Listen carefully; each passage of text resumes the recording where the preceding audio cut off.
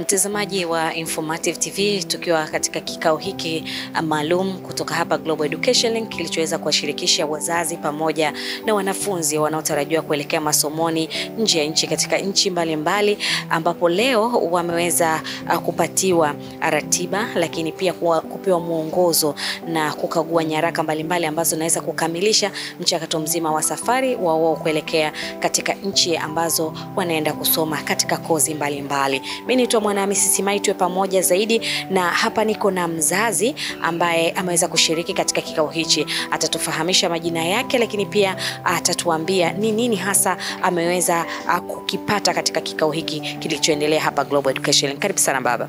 Asante. Kwa majina mimi naitwa Deogratias Boniface Uwiso. Kiukweli nimefurahi sana na nimepata mengi mazuri ambayo yametoka kutoka Global, na kutokana na jinsi ambavyo mkurugenzi alivyokuwa anatuelezea na kutufafanulia jinsi watoto wetu wanaweza wakaanza safari kutoka mahali hapa lakini kwenda kusoma huko nje ya nchi katika nchi mbalimbali ambazo wametutajia. Kwa hiyo ni jambo jema ambalo sisi kama wazazi kiukweli linatusaidia sana. Mambo mengi yanakwenda kisasa.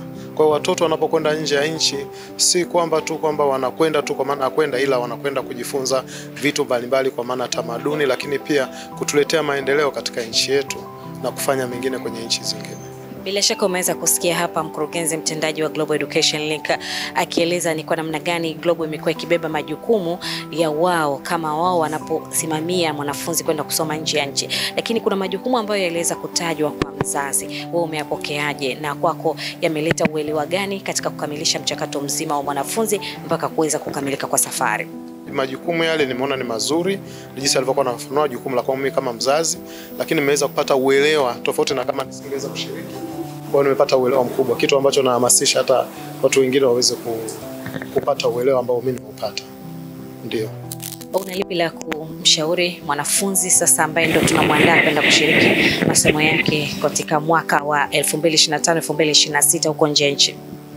Tunachoomba kwa kweli, wanapokwenda huko nchi za nje kwenda kusoma, waende kufanya kile ambacho sisi kama wazazi tumewatuma wakafanye, lakini pia kama taifa, ili kuweza kuendeleza taifa letu.